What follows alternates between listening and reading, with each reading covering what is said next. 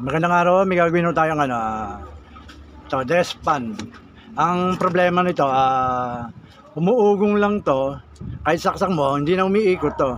Pero maganda naman ang niya, yung pinaka-play niya, hindi naman siya masikip, pero umuugong lang. Tester rin natin, natin dito yung switch ng 1, 2, and 3, tingnan natin kung may contact siya. Ayun, sa tester, meron naman siyang resistance. Ayan, off natin. Ayun.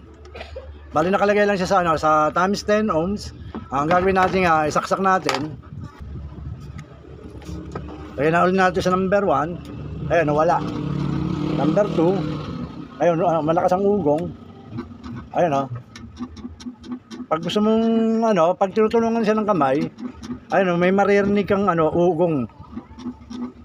Ibig sabihin niya na baka may problema sa sa bushing shafting niya.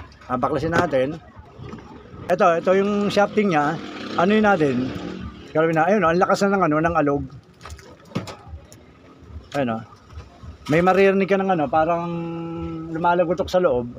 Ayun, ibig sabihin may problema sa sa bushing shafting niya. Kaya ang gagawin natin, babaklasin natin siya ng buo.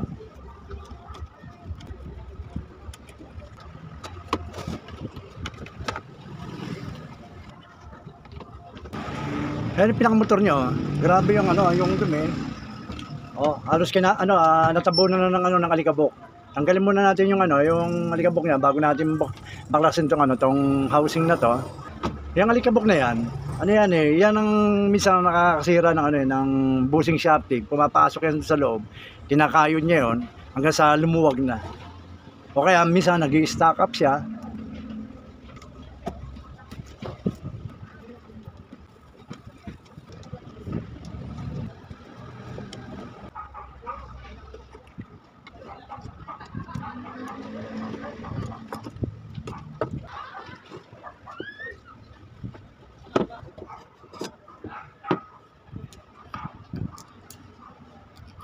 Ito yung shafting niya. Tingnan natin kung may siya.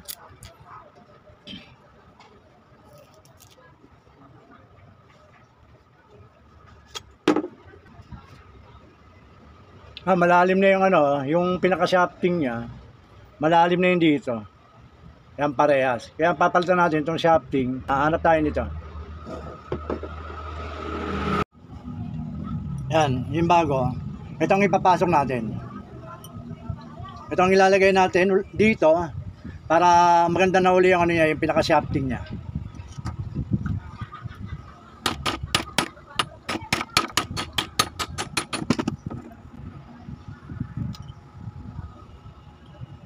Ayun, pasok na siya. Nakapasok na to sa loob ng gano'n, tapos nandun dito sa ibabaw, pantay na. Yan ang sukat niya. Ito, ibabalik na natin sa pinakakanang motor niya para magamit na ulit itong electric fan na to. Tapos itong mga mga spacer niya dito, ibabalik na rin natin.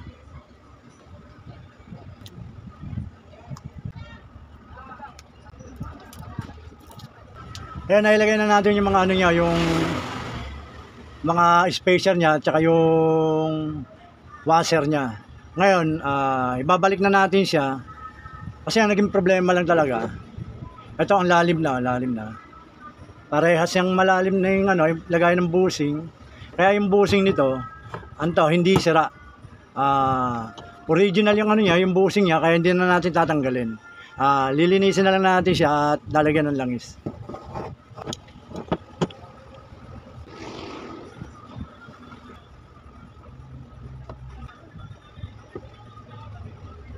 Okay, babalik na natin to. I-assemble na natin.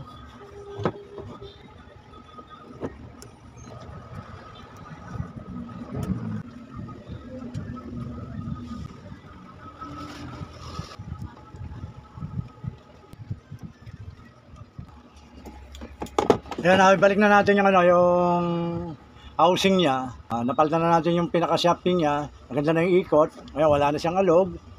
Ngayon, ang gagawin natin, susubukan natin siya ng may LC. Babalik na natin siya sa stand niya.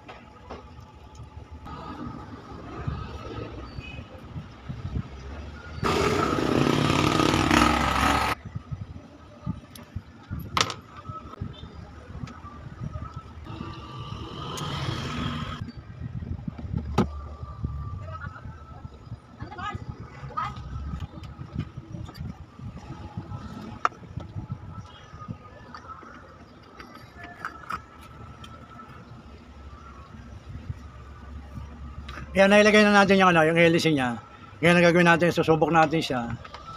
Pagaganahin natin siya ngayon. Saksak natin. Nalagay natin sa number 1. Number 1.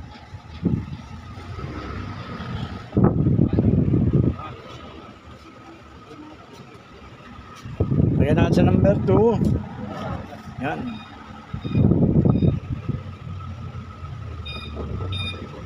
Lagyan natin sa number 3. Yan. Lakas na ulit. Lagyan natin 0. Yan. Bumalik na yung lakas ng, ng electric pan. Nang palitan natin itong shafting niya. Ito, itong shafting na to. Kasi malalim na yung yung nakalagay na bushing. Kabilaan Yan. Kaya ito, nang palitan natin, lumakas na uli. Pwede na uling gamitin ng may-ari yan ng pangmatagalan. Sige pa, marami pa sa panonood. Basta watch, share, and subscribe lang po kayo sa mga ginagawa para at least lahat ay nasusubaybay. 1.